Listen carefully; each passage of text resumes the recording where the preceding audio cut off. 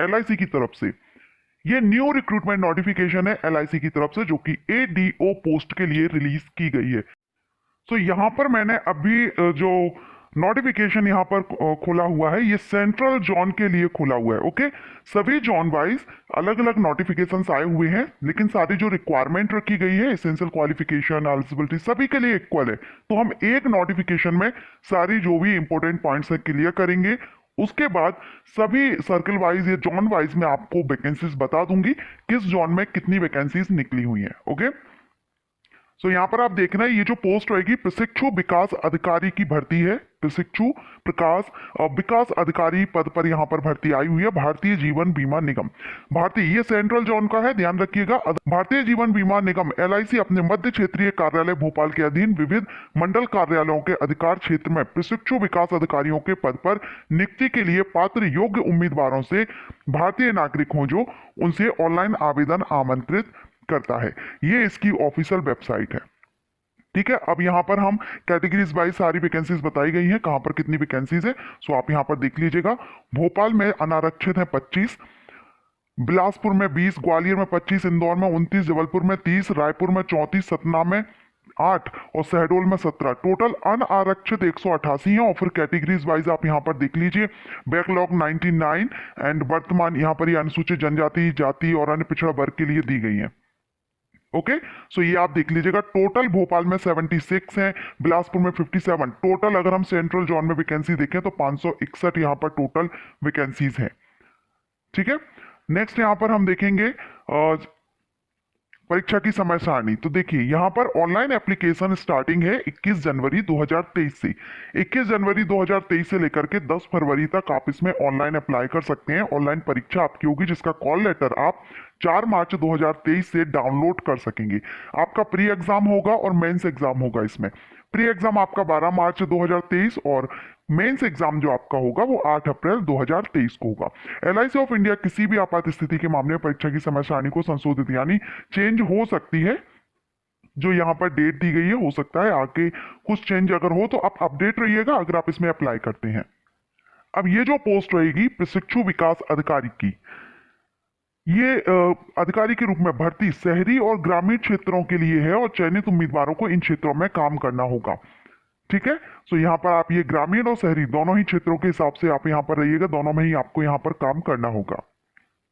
अब यहाँ पर आप सैलरी देखिए, तो इसमें सैलरी दी गई है कि जब आप यहाँ पर प्रशिक्षु जो कार्यालय रहेगा, कार्यकाल रहेगा, प्रशिक्षु यानी जो ट्रेनिंग वगैरह रहेगी, उस टाइम आपको 51,500 प्रतिमाह यहाँ पर रहेगा। और परिवीक्षा अवधि जो रहेगी यानी प्रोविशन पीरियड, तो विकास अधिकारी को एक निर्दिष्ट मुख्यालय पर नियुक्ति के लिए निगम के नियमानुसार वेतन क्रमशः 35,650 और ये पूरा कैलकुलेट करके यहाँ पर जो भी अलाउंसेस रहेंगे वो परिवीक्षाधीन विकास अधिकारी के रूप में नियुक्ति पर मूल वेतन 35,650 प्रति माह है।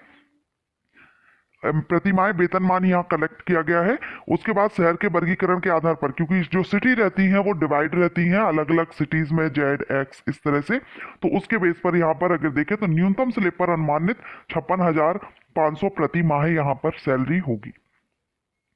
ठीक है, अब यहाँ प्रशिक्षुता अवधि आपकी कितनी रहेगी, तो एक प्रशिक्षु विकास अधिकारी को भारतीय जीवन बीमा निगम द्वारा तय अवधि के लिए क्लासरूम तथा फील्ड वर्क यहाँ पर रहेगा। प्रशिक्षुता की अवधि यहाँ पर तारीख जब यानी आपकी जो प्रशिक्षण स्टार्ट होगा तभी से शुरू होगी। परीक्षा अवधि क्या होगी, तो एक प्रशिक्षु विकास अधिकारी को सफलतापूर्वक प्रशिक्षु कार्यकाल पूरा करने पर, यानी ये जो कार्यकाल रहेगा इसको पूरा करने पर तथा भर्ती प्राधिकरण की राय में निगम की सेवा में नियुक्ति के लिए उपयुक्त है तो परिवीक्षा अवधि विकास अधिकारी के रूप में नियुक्त किया जा सकता है और उसे परिवीक्षा पर रखा जाएगा। यानी अभी आपकी भर्ती एक प्रशिक्षु के तौर पर हो रही है, लेकिन आपके कार्य से अगर संतुष्ट होते हैं और वहां पर जो विकास अधिकारी परिवीक्षाधीन विकास अधिकारी के रूप में आपको नियुक्त किया जा सकता है, निगम की सेवा में नियुक्ति के लिए उपयुक्त अगर आप होते हैं तो आपको देखा जाएगा उस दौरान।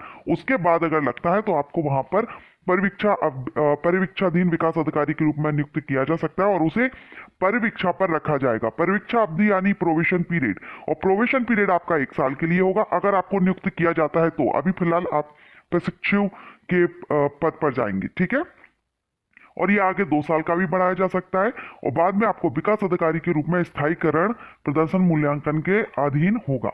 ठीक है। सो स्थायीकरण जो होगा वो आपके वर्क कार्य देखा जाएगा। अभी फिलहाल आप प्रशिक्षु के पद पर रहेंगे, उसके बाद आपका प्रोविशन अगर लगता है तो प्रोविशन पर रखा जाएगा और उसके बाद आपका स्थायीकरण यहाँ पर किया जाएगा। आप एक बार और समझ लीजिएगा, अगर आपको अच्छे से समझ ना आ रहा है तो नोटिफिकेशन आप एक बार रीड कीजिएगा। शैक्षणिक योग्यता 8th क्वालिफिकेशन 1 जनवरी 2023 के बेस पर यहाँ पर काउंट की जाएगी।